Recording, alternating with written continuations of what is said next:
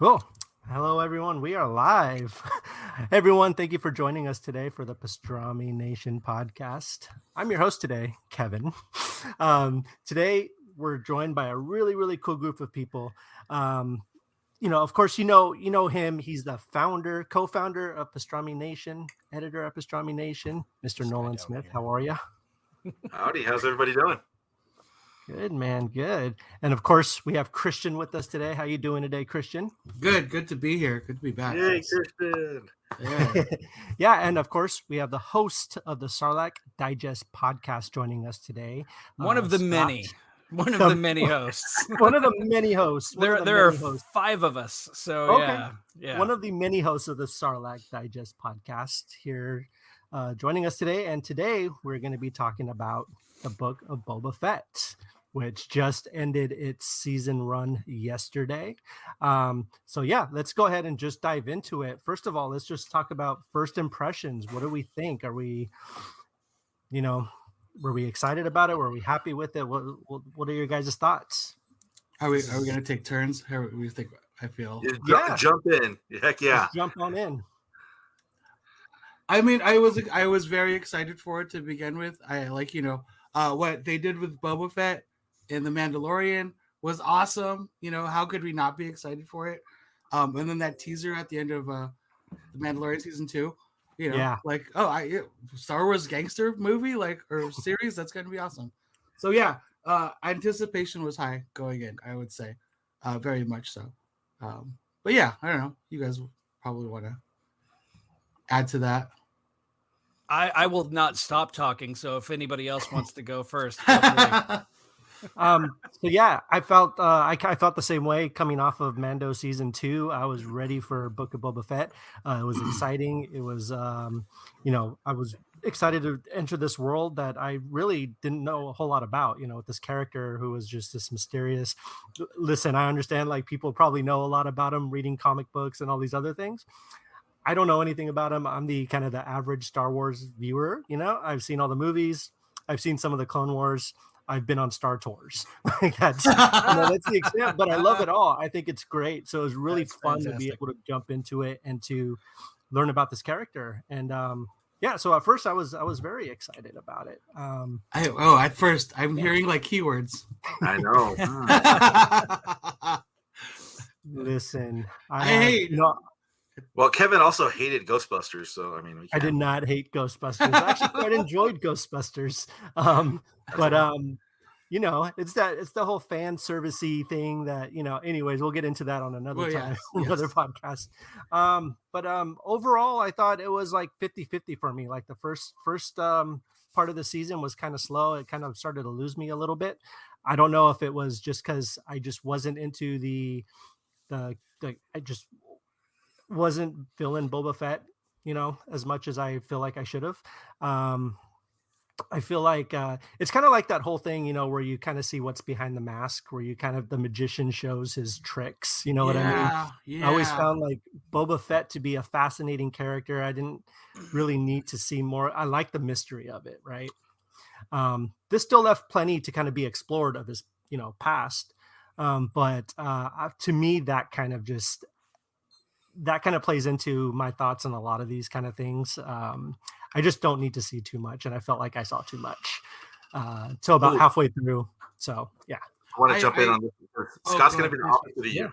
So Scott is like a diehard Star Wars fan. Like if anybody that's awesome, though. That's great. It's going to be him. So I'll jump in real quick to say, I love Star Wars, grew up off of Star Wars. Love Boba Fett from his like small amount of lines in Return of the Jedi. And then from what we saw in the comics, and then of course what we saw in the prequels with Django, I love the actor. I think he's a fantastic actor. I'm a little bit in the same boat as you, Kevin. That to me it started a little slow for me. But if I had to rate the whole thing overall, it was excellent. It felt like Star Wars, and I think that's the best compliment I can give it. It felt like Star Wars to me. So I do have some nitpicking in there, but overall, it was really enjoyable. This last episode was fantastic. Scott, I'm dying to know what you thought. Yeah, absolutely. Well, overall, the series, once you're able to watch it from start to finish. I'd give it a solid B+, A- if we're giving it a letter grade. Okay. I was not a Boba Fett fan. And the reason why I was not a Boba Fett fan is because he looks incredible. And that's the amount of his depth. Right. He kind of never did anything. I mean, the dude got killed, quote unquote, by a blind guy with a stick. Boba Fett. Exactly. Boba Fett. I mean, and then you talk about the mystery. One of the cooler aspects of him was that he was such a mystery. And then you go back to Attack of the Clones, and all of a sudden, the mystery is gone. He is a clone. He is like as they say, he's the alpha clone to Omega from the Bad Batch, being the Omega clone. I do not know why. I can't clear my throat right now.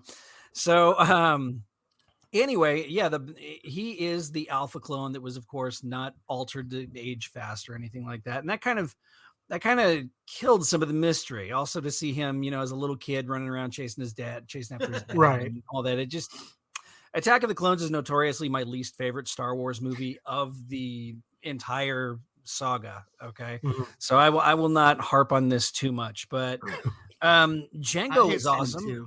What's that? I'm sorry. I said I hate Sam too. Don't worry. So Tamura Morrison playing Django and then playing Boba Fett was amazing. I thought him coming back and reprising that role in The Mandalorian was amazing. Whenever the Book of Boba Fett starts and you see how he escaped the Sarlacc pit, that has been every fanboy's dream, to see how he got himself out of that mess. And then things kind of, they went a little off the rails at times. And it's like, there's some things in the series that I don't think they quite translated properly. Like, he was with the Tusken Raiders before he found his armor from Mandalorian, before he got it on Tython from Din Djarin. He was on Tatooine for about 5.5 to 6 years. And I don't think in those 3 or 4 episodes where there were the flashbacks that it quite conveyed the sense of time there. And, how long was he with the Tuskens? How long was he on his own? How long, Star Wars is notoriously bad at showing you how time passes. And like Empire Strikes Back, they're on the Falcon going to Bespin for like 3 or 4 weeks. And it just looks like they were there for a couple days. So that's one of the issues I had with it. But overall, I'm jumping all over the place here. No, overall, I thought it was an excellent show. And I think my grade would be a lot lower had it not been for the final 3 episodes. Maybe the final 4 episodes, because the episode where he found the dead bodies of the Tuskens and all that was pretty powerful too. So maybe the final 4 episodes I really, really enjoyed. I mean, I would consider myself a pretty big Star Wars fan too. I do love Star Wars. I go back and forth with Boba. Like in the end, it's the same thing. Like what did he actually ever do in the original trilogy? You know what I mean? Like he stood there, like he didn't even catch Han. Like he nodded. That was the best thing. He went, yeah. He said no disintegration. So like, I mean, I was really excited for the show. We watched all of them at midnight. For me, it's just those 2 episodes though. I think I'm giving it a lot lower grade than everybody else here is. I don't know what it is. I felt like it was moving really slow. I think maybe I think they played their card with the Mandalorian and they couldn't do it again with Boba. You know what I mean? Like the cool, like silent, like badass. We're gonna do it twice. You know what I mean? So it's like they had to do something different, and then for them to have to like justify the transition of him being like a bad guy who was helping Darth Vader, who died trying to kill like Luke and Han and Chewie, to all of a sudden now like I'm gonna fix Tatooine, like I'm gonna make Tatooine cool. But I get it, you're doing the story with the Tusken Raiders, so that's cool. But then I just feel like maybe I love Tamura Morrison too, but I think they were kind of dealing with, like, writers were dealing with like having their hands behind. Okay, sorry. Let's get into like episode like 5 and 6, because I think that's kind of like the big talking point, right? I feel like I understand why they did it here, But now at the end of it, I just wish they saved that for Mando season 3.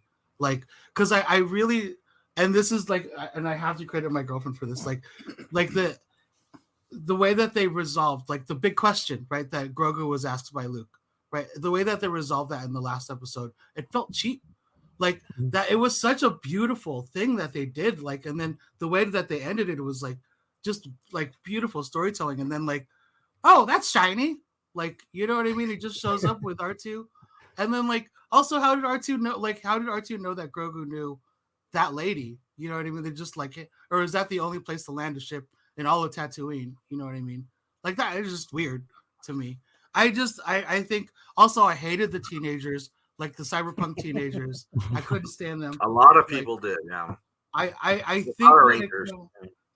think I think it was episode 3, and that last episode I just didn't like. And I'm realizing it's Robert Rodriguez, man.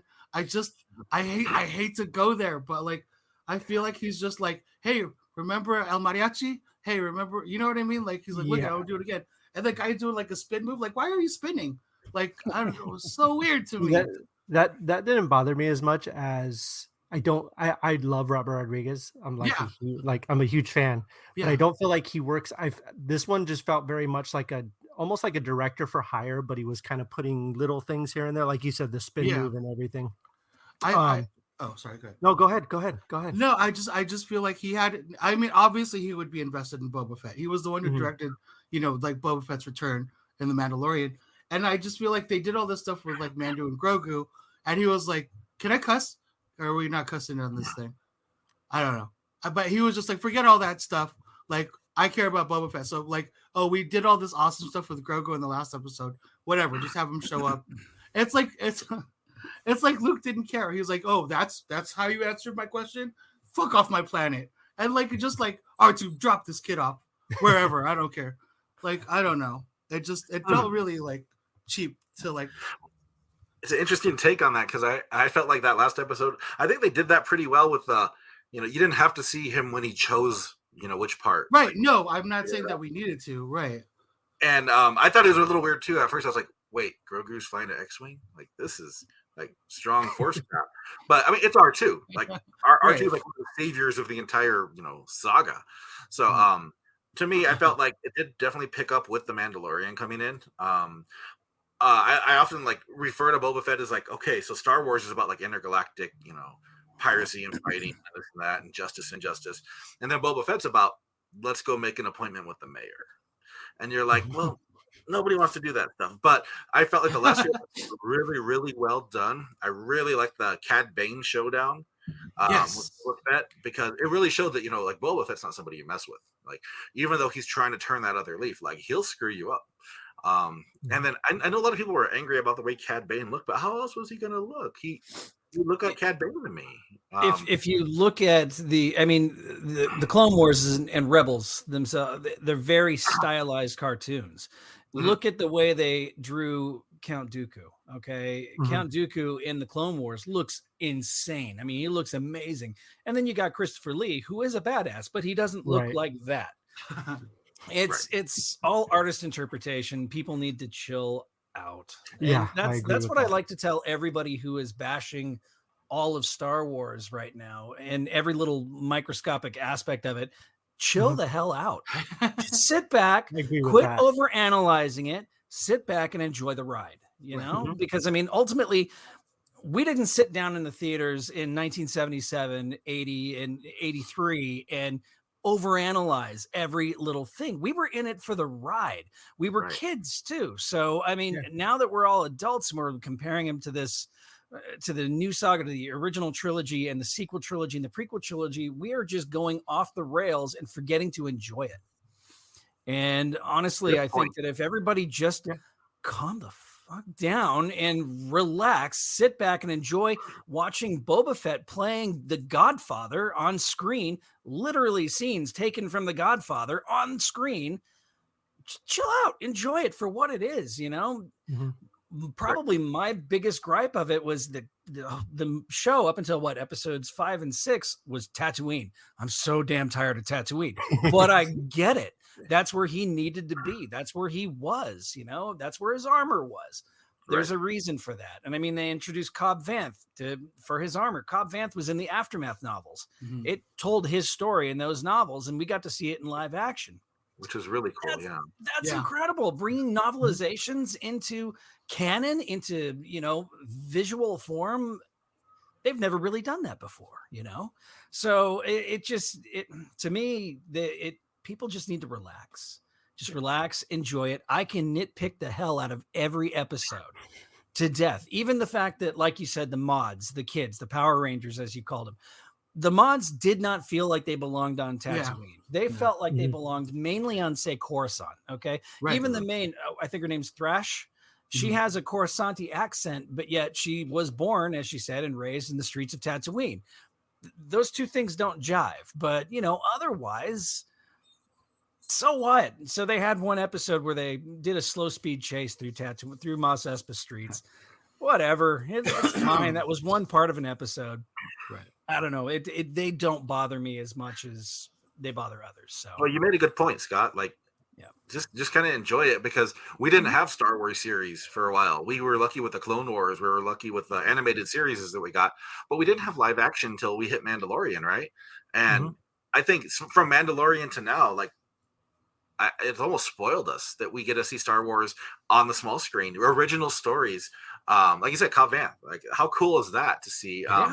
With the Mandalorian, we saw people pop up that were just in the cartoons or just in novels, and it was Ahsoka Tano, one of my favorite characters, Ahsoka Tano. I mean, oh my God, to see her on screen with her lightsabers just cutting through people. I mean, that was insane. Right. Yeah. And now, and her question, at the end of that episode of The Mandalorian is, where's Grand Admiral Thrawn? Come on, what's coming. That was a big moment when that happened. Yeah, we're doing it. And all of these series, whenever they announced all the series, Mandalorian and the Ahsoka series and the Lando series, and I don't know if the Rangers of the New Republic is on or off again. They keep changing their minds on that, but all of it's supposed to link up Avenger style into an event. And if you see it, that is why, one of the reasons why Mando was in this show. Right. Okay. Number one, there's a lot of storytelling they need to do. Right. And if he gets rid of, you think about it, he gets rid of Grogu in the final episode of Mandalorian season 2. You start up season 3, Mandalorian with no Grogu, you're going to lose all, as we call them, the muggles, the people that don't sit back and live and breathe and eat and drink Star Wars, right? They're going to be like, where's Baby Yoda? Why is Baby Yoda not in the show? I need my Baby Yoda fix. We need our Baby Yoda, right? Yeah. So you get the kid back in his hands. You use Book of Boba Fett to bring those characters back together again. You push the story forward, and then you don't need the exposition of finding out why is Baby Yoda noobs show up? Wait, I thought he was gone in Mandalorian season 2. Oh no, you got to go watch Book of Boba Fett. Oh crap. Okay. I'm going to go tune into that and see what happened with Grogu. It's masterful storytelling, if you ask me. Yeah, I think the other function of like having Mando and like these 2 episodes essentially be like 2 episodes of The Mandalorian is to show that it's not just like, yes, there's like Mandalorian season 1 and season 2 and then Book of Boba Fett, but affectionately, like, it's all one big giant story that they're telling through these like separate shows. I think that's really cool. I have a point to that too. I honestly think this should have been called The Mandalorian season 3, The Book of Boba Fett. If you just keep it all in there, Boba Fett is still a Mandalorian. He's still telling a Mandalorian story. The Mandalorian shows up, then people won't claim, oh, look at this, Mandalorian stealing Boba Fett's show. If you just would have called it The Mandalorian season 3, Book of Boba Fett. Right. I don't think people would be so up in arms that Boba wasn't the sole focus of his show. Right. And Fennec Shand is doing all the Fennec Shand. I tell you what, I think Fennec Shand's got some plans, man. She's ruthless, and she's kind of dictating. Yeah. Oh, I know. Dude, and she's kind of dictating to him what he needs to do. Yeah.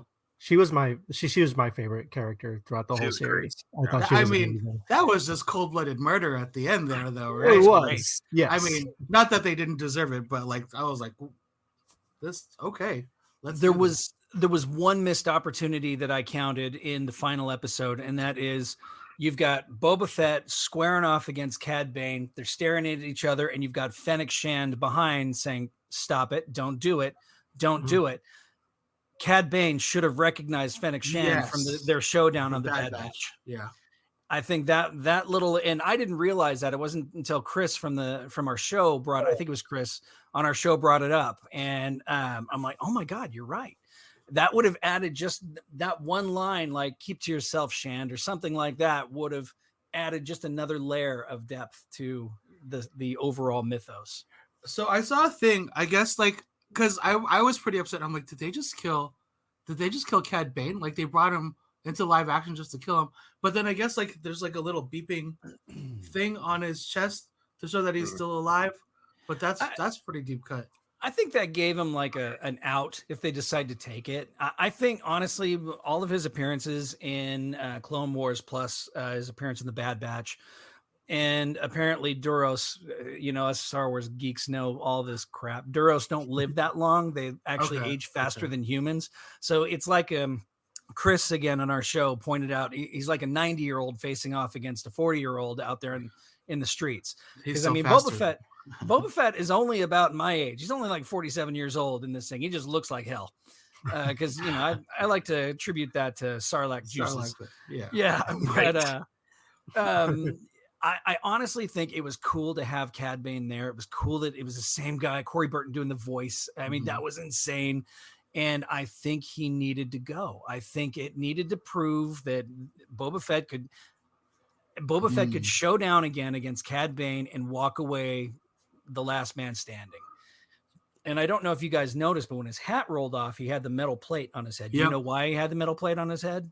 That unfinished scene that they never put into Clone Wars. Yeah, there was an episode that was never finished where it was young Boba Fett, like Daniel Logan age Boba Fett versus Cad Bane in the streets doing a old spaghetti Western quick draw. And they both got off headshots. Boba Fett shot Cad Bane in the head, and Cad Bane shot Boba Fett in the helmet, giving him the dent. Right. And that's where the dent came from in Boba Fett's helmet. Mm-hmm. And I really kind of wanted to see them do that in this episode. I wanted to see like a flashback. Daniel Logan's begging for work. So, I mean, you can get Daniel Logan to do that scene.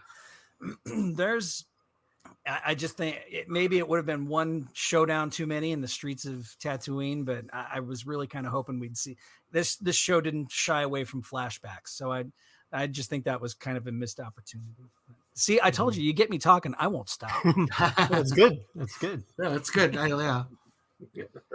So let's talk about Mandalorian season 3. Obviously, I mean, it's got to be coming, of course. Yeah. We got, like you said, you got the gang back together. You got Grogu. You got Mando back together. What do you think the series kind of, obviously brought them together, but what do you think the series means for Mandalorian season 3? Are we going to see more Boba Fett? I think we will, obviously. But do you have any theories, ideas where the story can lead? Scott, you talking to me? No, I think you brought up a good point about like Star Wars being bad at like showing how much time has passed. So my real question is like, how much training did Grogu get? Right? Like, because like how was it? Was it months? Was it weeks? Like, I don't know what it was. And Luke said something in that episode whenever he touched Grogu's head and he started seeing his memories and he started seeing Order 66 and he saw the stormtrooper or the clone troopers coming at him and the falling Jedi around him. Luke said that he is remembering more than Luke is teaching him. Yeah. And, we know that he's 50 years old and that the Clone Wars happened, I want to say at this point, roughly about 30 years has passed since Order 66. So Grogu was in the temple for about 20 years learning and, just being around Jedi. What he could absorb being that young and how slowly they age, I don't know. For all I know, he could know more than Luke. As and right. We might see that as the show goes on. We might see his powers get bigger and bigger. But you ask what is coming, and I mean the obvious question is essentially Din Djarin is the ruler of Mandalore. By all rights, he is the wielder of the Darksaber, and he it is up to him now to try and unite. Honestly, I think this is where it's going. I think it's up to him to unite the warring factions of Mandalorians, because you've got the Children of the Watch, which is the Armorer and Paz Vizsla. You've got Bo-Katan and her minions, the Night Owls, I think is what they're called. Mhm. So you've got the Night Owls, you've got the Children of the Watch, you've got Din Djarin and his family of 2, which I think is now 3. I think Boba Fett probably thinks of him as a member of the clan, you know. So you've got 3 warring factions now. God only knows who else is out there. We know Sabine Wren is out there too. Where is she going to side in all this? Is she going to take a side? I mean, there is a lot to unpack here. And with them bringing Sabine into Ahsoka's show, chasing after Grand Admiral Thrawn, how much of this is going to go towards that? We have this theory on the show that they're bringing up the original Thrawn trilogy, and they're going to adapt it with the new canon of characters, with the Rebels cast, and with Din Djarin and Boba Fett now. And I don't know if it's going to go more towards that and lean towards that, you know, the heir to the Empire through Last Command, or if they're going to go follow the rule of Mandalore. Who's going to take over? Who's going to unite the families? Will it take uniting the families to take on Grand Admiral Thrawn? In those books, Grand Admiral Thrawn had a horde of Nogri, like these aliens that did his bidding. Those don't really exist in this canon. They killed off one of them in Rebels, and they haven't shown any more. Will he take Mandalorians under his wing? Will he control a sect of Mandalore? I mean, the woman that fought Ahsoka with the Beskar spear. Where'd you get the Beskar spear from? You know, where'd you get the Beskar from? Is it from Mandalorians that are possibly working with Grand Admiral Thrawn? There's a lot of questions up there, and honestly, nobody but the writer group knows what's going on. But if I had my way, just put me in that writer's room. I'm ready.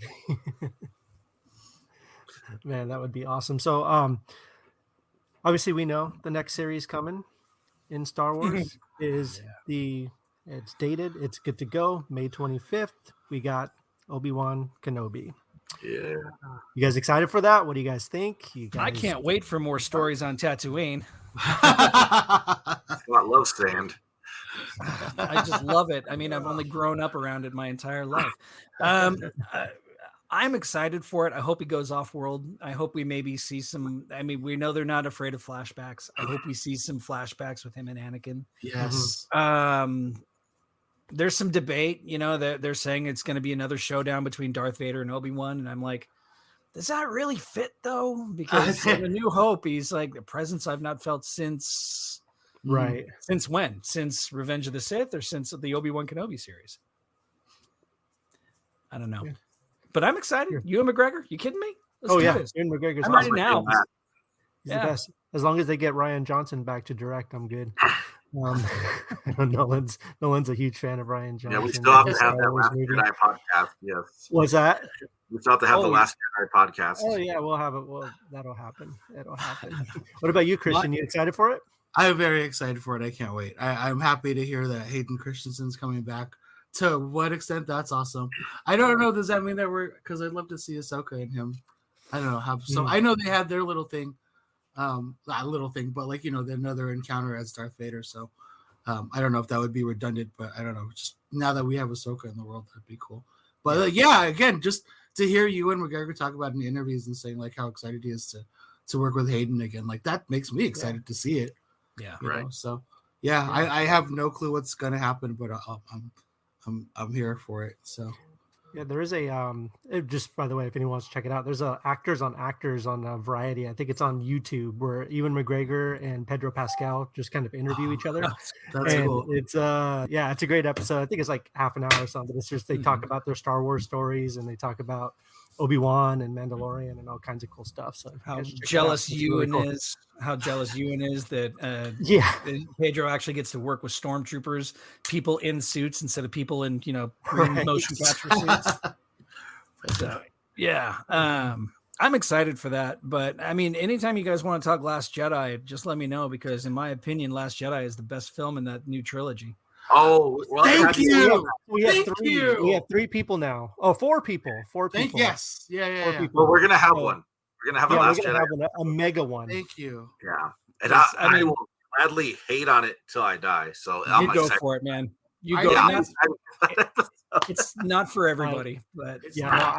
I really I like Last Jedi. And Christian I love Last Jedi. disappeared. He's like, I can't even take it. I'm so excited for it. No. I need to talk about this. It's one of the most beautifully shot Star Wars movies, I think, honestly, and also like Rogue One. But if we're gonna go there, but it is yeah. visually stunning. It is Really visually is. stunning. We'll make sure The we invite you. cinematography is amazing. What's that? We'll make sure we invite you. Definitely want to get your input on it, because me and Kevin go back and forth just on random days. Just it's garbage. Hey, yeah, it's We'll the have best. Brandon on. We'll have everyone And- on. Yeah, we'll have Cinemast. We'll have Sarlacc. We'll have Pastrami Nation. Oh, dude, there you It's go. set up so many cool ideas that they chickened out of because of the fan backlash. They quit. They gave up on it and gave in to people, Which and is gave us a horrible. train wreck of a movie. No, which they should have doubled down. Like going They into should the have. third movie, yeah, they should have. They doubled really down. should have. I agree. I think don't kowtow to the naysayers. Just do it. Yeah. Yeah, because they had a cool vision going on. I was joking about Ryan Johnson, but I love Ryan Johnson. He's one of my Knives favorite Out's filmmakers. amazing. Yes, and we And got I Knives think- Out 2 coming out soon. Yeah, dude, Knives Yeah. Out 2 is coming out, and I think he took what he wanted to do with Star Wars. He was like, I want to do this. I'm going to do this. Yeah. I will say I don't agree with everything that he did, but Oh, not at all. Yeah, In every Star Wars movie, I can pick out something I don't enjoy, Right. and absolutely. but even in the Last Jedi, though, the things I didn't enjoy, I kind of understand why it was done, and it took a lot of views and a lot of soul searching to figure out that okay, maybe Canto Bight wasn't completely useless, but it was pretty useless. Last Jedi, it suffers from that time thing again, but opposite this time, where Star Wars is always really bad at conveying time. The Last Jedi actually put a time frame on it that didn't work. They had 16 hours to get from point A to point B and back again. And during that 16 hours, like 4 or 5 days passed on Acto and this, that, and the other thing. And just Star Wars. What are you going to do? What are you going to do? Love it. That's about it. Yep. Well, I want to just real quick let everybody know that if you're dropping a comment, you have till Sunday at 8 p.m. Pacific Standard Time. Drop a comment. You'll be entered to win a Funko Pop Boba Fett figurine that will be shipped to you wherever you're at. So just leave that comment. Sunday, I'll pop on and I'll be like, hey, this is who won. So just join the conversation. I see we got Scott Winters, Arturo, Can we get on that?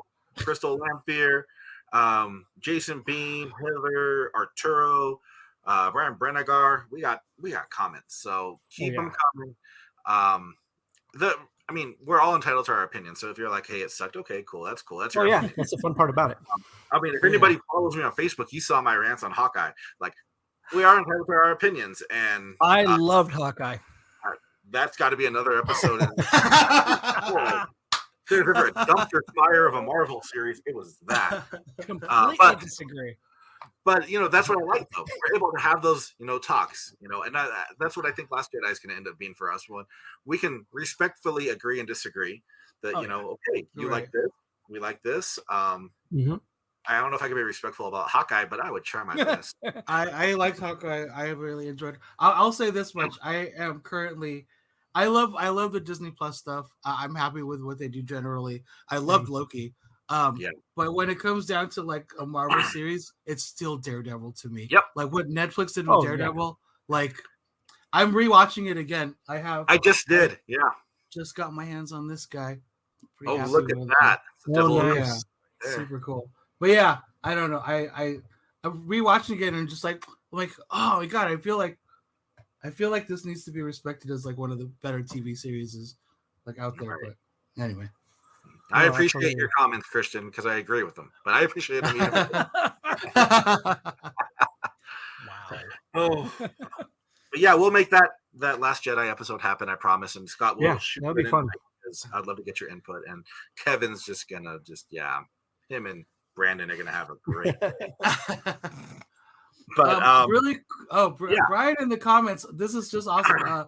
I was just talking about, we were watching the episode, like at first when I thought Cad Bane was CGI, and then I realized this last episode, like this is prosthetic, and like and whatever. And then I'm like, is this Doug Jones? And she's like, no, he's too tall to be Doug Jones. I'm like, Doug Jones can look tall.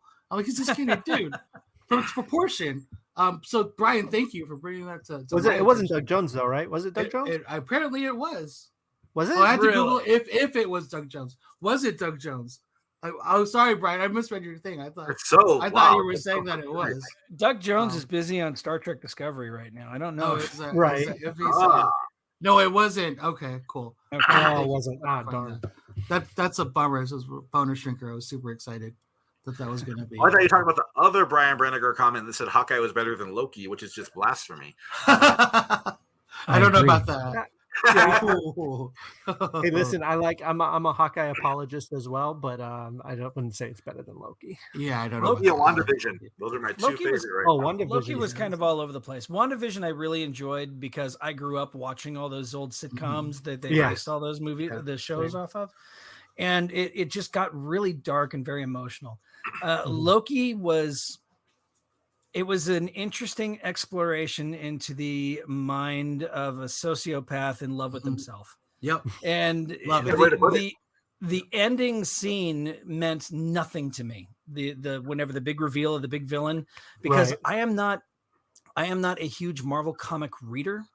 I did in the past. My breadth of knowledge of Marvel comics it's pretty good, but it's not that good. I know who he was supposed to be, but I think they did a lousy job at conveying who he was supposed to be. It drove more people to Google than it probably did to Marvel Comics. They're probably okay. Who the hell was that on Google instead of to a rack of Marvel Comics to figure out who he was. But overall, I really enjoyed Loki. I really like Sylvie. I think she's awesome. But I'm sorry. There was something about Hawkeye being set at Christmas time, the banter between the two of them, the comic that it was loosely based on is incredible. And the way they hit some of those nuances and some of those scenes, the way they translated them on screen, for me, it really worked. And I love the fact that they brought Kingpin into it. I don't think Kingpin's dead. You can't bring Kingpin into it and kill him off that easily.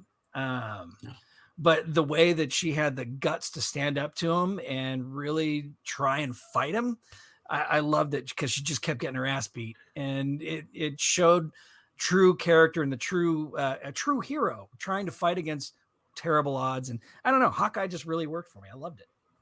Right. We're just gonna make face-off episodes, and we're just gonna Falcon and the Winter Soldier. Falcon and the Winter Soldier was too long. That was probably my least favorite of the series, to be honest.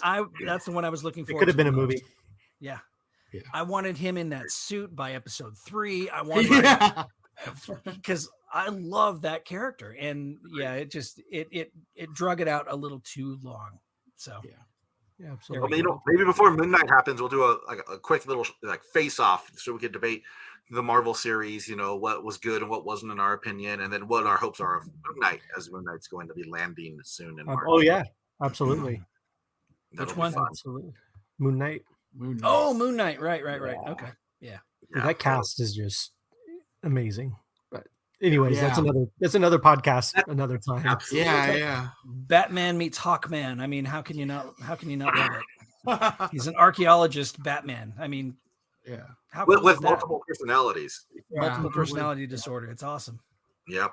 Exactly. Well, before we start wrapping up, Scott, you wanted to let everybody know how they can find Sarlacc Digest? Oh, sure. We do a show every Wednesday. We go live on YouTube at 7 p.m. or 8 p.m. Pacific time every Wednesday on youtube.com/Sarlacc Digest Podcast. And you can always find us on Twitter, Sarlacc Digest Podcast, everywhere you can think of Sarlacc Digest Podcast. We also have a Facebook group where we continue our conversation, the Sarlacc Digest Central. I know Nolan's in that group. Check it out, man. We talk for about an hour and a half on Star Wars, and then we move it on over to Facebook and just keep it going. So just check us out. And you can find me, The Art of Scott Solo on Instagram, or just, you'll see me in the Sarlacc Digest. So. And Scott's no stranger to Pastrami Nation. We've had him on a few episodes. He's a fantastic guy. And the things they're doing over there at Sarlacc, you got to check it out. It's definitely my favorite source for Star Wars news. So make sure you go check that out. Subscribe, all the fun stuff, All right. Well, The thing about us, really quick, we try to keep it positive. We don't do the negative stuff. We don't just harp on the negative of Star Wars. There's always stuff in Star Wars we're not going to like. But you know what? Yeah. At the at the end of the day, it's Star Wars, and it's like I said, sit down, shut up, and just enjoy it. And that's what we do, and we try and convey that on our show. Nolan, please, I apologize. I said I wouldn't shut up.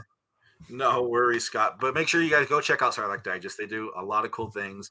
And like Scott said, his art page, he does some fantastic art, and he does the cool like time-lapse sessions. You got to check it out. They're really cool. All right. Well, I want to thank everybody for being on here. Kevin, thank you for leading us in this discussion of the Book of Boba Fett. I appreciate it. Thank you. Christian, thank you for your triumphant return. We're excited to have you. And Scott, as always, thank you, Scott, for joining us. It's always a pleasure to have you. Thank you for everybody commenting. All you got to do to enter, drop that comment by Sunday, 8 p.m., and you'll be entered to win a Funko Pop Boba Fett shipped to you on us, so no worries. All right, make sure you subscribe to Pastrami Nation. We're on YouTube, we're on Facebook, Instagram, Twitter, we're on Pinterest, where we can continue to explode for absolutely no reason, but we do. So wow. I haven't explored Pinterest yet. Maybe that's something new. Yeah, we have about 220,000 people coming through every month. So, crap. Yep, wow. I highly suggest you go check it out, Scott. I will. All right, everybody. I hope everybody has a great night, and we'll see you on our next episode. Take care. Keep it nerdy, everybody.